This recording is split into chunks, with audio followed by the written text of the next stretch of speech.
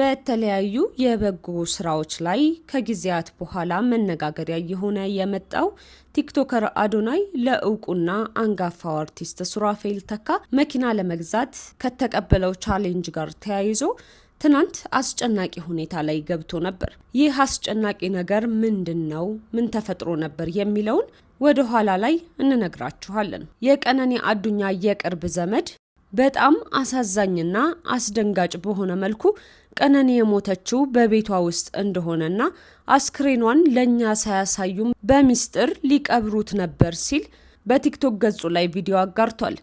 ይህንን እንዴት ሊል ቻለ? ጉዳዩ ምንድነው የሚለውን ታዲያ በዝርዝር መረጃ ይዘነው ቀርበናል። እንደምን አላችሁ የምንወዳችሁና የምናከብራችሁ የጎራ ስቱዲዮ ቤተሰቦቻችን፣ በተለያየ የዓለም ክፍል ሆናችሁ እኛን ተቀዳሚ ምርጫችሁ አድርጋችሁ ስለምትከታተሉን እጅግ እናመሰግናለን። ማህበራዊ፣ አዝናኝና አስተማሪ የሆኑ ልዩ ልዩ ታሪኮችን ወደ እናንተ ይዞ የሚቀርብ ሚዲያችን ነው። ጎራ ስቱዲዮ ወቅታዊ አሁንም ምርጫችሁ አድርጋችሁ ከኛ ጋር እንድትሆኑ እየጠየቅን ሰብስክራይብ፣ ላይክ፣ ሼር እያደረጋችሁ እንዲሁም ሀሳብና አስተያየት ካላችሁ ደግሞ በሀሳብ መስጫው ላይ እንድታስቀምጡልን እንጠይቃለን። ወደ ጉዳዩ እናልፋለን። አብራችሁን ቆዩ።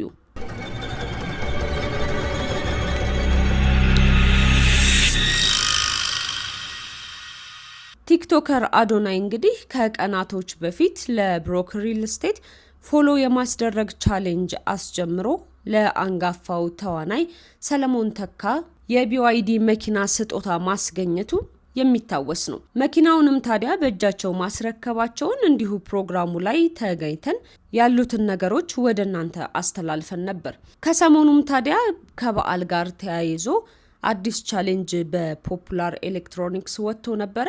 እሱም የነበረው 500,000 ፎሎወር ከደረስን ለመቅዶኒያ 1 ሚሊዮን ብር እንሰጣለን የሚል ነበር። ከሱ ጋር ተያይዞ ታዲያ አዶናይ አንድ ጥያቄ በዛው አንስቶ ነበረ። ፎሎወሩን 1 ሚሊዮን ላድርገውና ለመቅዶኒያም 1 ሚሊዮን ብር እንዲሰጥና ለሱራፌል ተካ ደግሞ መኪና መግዛት የሚችሉ ከሆነ ቻሌንጁን እሱ ማስኬድ እንደሚችል ነበረ።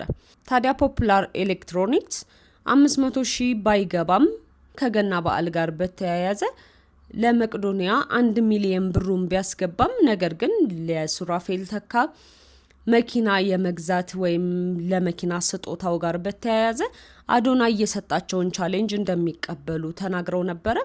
ታዲያ ቻሌንጁ የወጣው በሁለት ቀን 1 ሚሊዮን ፎሎወር የምንገባ ከሆነና ምንም አይነት ነገር ሳይጎል ከተባለው ማለትም 99.9% እንኳን ቢሆን ቻሌንጁ ውድቅ ይደረጋል። ለዛ ድረስ ከደረሰ 100% ከሞላ ግን ይህንን ማድረግ እንችላለን የሚል ቻሌንጅ ነበር የተሰጠው።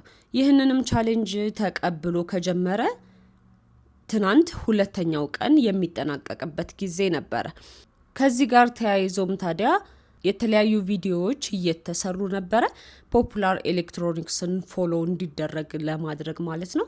ትናንት ግን የመጨረሻው ቀን ስለነበረ አዶናይ ከልክ በላይ ከፍቶት እንደነበርና በጣም እንደጨነቀው ቪዲዮ ሰርቶ ነበር።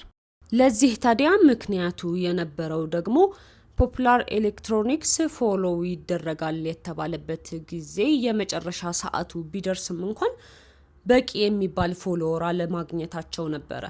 ሆኖም ታዲያ በጋራ ተሰባስቦ ሁሉም ላይቭ ላይ ገብተን ለምን 1 ሚሊዮን ፎሎወር ቶሎ እንዲገባ እናደርግም ሰዓቱ ሳይጠናቀቅ በማለት የተወሰኑ ሰዓታት ሲቀሩ ላይቭ ላይ ተገኝተው ነበረ። ላይቭ ላይ ከተገኙት ውስጥም ደግሞ ጃኒ፣ ናሆም ፎንቴ፣ ጆሲ፣ ፍራይዴይ ናይንቲስ እነዚህ ገብተው ነበረ። ሌሎችም እንደዚሁ በመሀል እየገቡ የተወሰነ ነገሮችን ለማስኬድ እየተሞከረ ነበረ። በዚህ የቻሌንጅ ማስኬድ ፎሎ ማስደረግ ላይ ታዲያ ማንም ያልተሳተፈ የለም በሚያስብል ደረጃ ነው ሁሉም ሲተጋገዝ የነበረው። ለመጨረሻ ሰዓት ላይ ሲደረስ ግን ከፖፑላር ኤሌክትሮኒክስ አንድ አስደሳች የሆነ ዜና ሰሙ። ይህም ልባቸውን ያሳረፈና በጣም ያረጋጋቸው ነገር ነበረ። እሱም ምንድነው? ጥረታችሁን በጣም አድንቀናል እና ቀን መጨመር እንችላለን፣ አትጨነቁ የሚል ነበረ። በዛም የተነሳ ታዲያ የ3 ቀን ጭማሪ ተደርጓል። አሁን ላይ ከ900,000 በላይ ተከታይ ሆኗል። ዛሬ የሚጠናቀቅ ይመስላል እንግዲህ ጉዳዩ እና ያሰቡትን ነገር ወደ ዳር ለማድረስ የሚተባበሩበት መንገድ አንድነታቸው በጣም አስደሳች ነበረ። አዶናይ ከልክ በላይ ጨንቆትም ስለነበረ ብዙ ላይቭ ላይ መቀመጥም አልፈለገም ነበረ። ቤቱን ከፍቶ ገባ ወጣ እያለ በጣም ጨንቆት እንደነበረ ምናምን እየተናገረ ነበርና እሱም የነበረበት ምክንያት ለምንድነው? አንድ ጊዜ ነገሩን አሳካዋለሁኝ ብዬ በፎሎወሮቼ ተማምኜ ነበረ ያደረኩት፣ በህዝቡ ተማምኜ ነው ያደረኩት። ነገር ግን ባይሳካስ የሚል ፍርሃት እንደነበረው እሱን እየተናገረ ነበረ። ቢሆንም ግን የእሱን ጭንቀት ወደ ጎን ብለው ይሳካል በማለት ተሰብስበው የራሳቸውን የላይቭ ጌም የራሳቸውን ስራ ሁሉም ትተው አንድ ላይ ተሰብስበው አስደሳች የሆነ ስራ እየሰሩ ነበረ። ይህም ታዲያ የልፋታቸው ውጤት እየተሳካ ነው። እንግዲህ 3 ቀን ተጨማሪ ይባል እንጂ ነገር ግን እነሱ አንድ ቀን ጭማሪ ይደረግልን እያሉ በነበረው መሰረት ቻሌንጁ ዛሬ የሚጠናቀቅ ይመስላል። ምክንያቱም ከ900 ሺህ በላይ ተከታይ አሁን አለ ማለት ነው። ስለዚህ ሱራፌል ተካ መኪናውን የማግኘቱ ነገር እርግጥ ሆኗል ማለት ነው። አዲስ መረጃዎች ሲኖሩ ስለዚህ ጉዳይ ታዲያ እኛም የምናደርሳችሁ ይሆናል። መልካም ዜና እንደምንሰማ እርግጠኛ ነን። መልካም እድል ብለናል። ወደ ሌላኛው ጉዳይ እንለፍ። ይህ ጉዳይ ከጊዜ ወደ ጊዜ እንደ አዲስ የሚነሳና አዲስ መረጃዎች በየጊዜው የሚወጡበት ነው። የቀነኒ አዱኛና የአንዱዓለም ጎሳ ጉዳይ። እኛም እንደምታውቁት በየጊዜው የተነሱትን ሀሳቦችና ህዝብም የሚሰጠውን አስተያየት ወደ እናንተ እያደረስን ቆይተናል። እንደ ወትሮው ዛሬ ታዲያ አዲስ ነገር ብቅ ብሏል።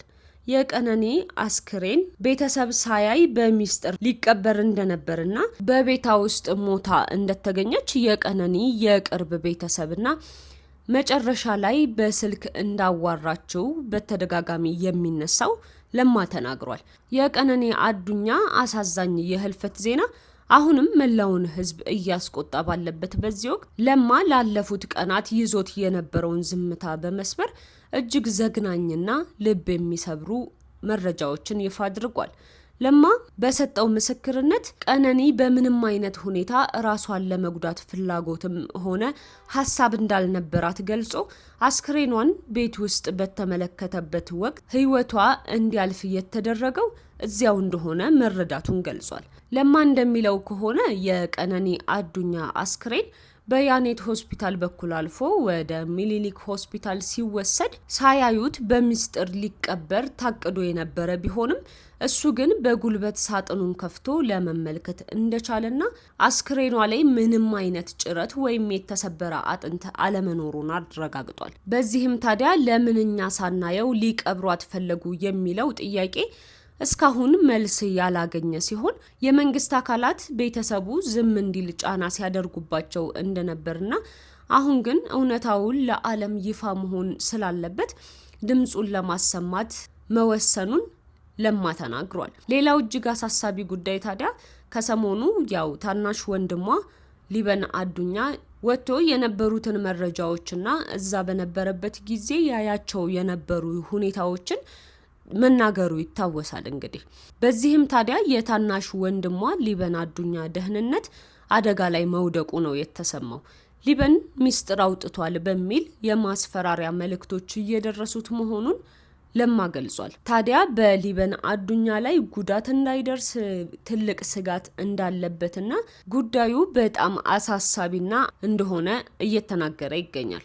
ለዛሬ የያዝንላችሁ መረጃዎች እነዚህ ነበሩ። ጎራ ስቱዲዮን ላይክ፣ ሼር፣ ሰብስክራይብ እንዲሁም ሀሳብና አስተያየታችሁን ደግሞ ኮመንት ላይ ማስቀመጣችሁን እንዳትዘነጉ።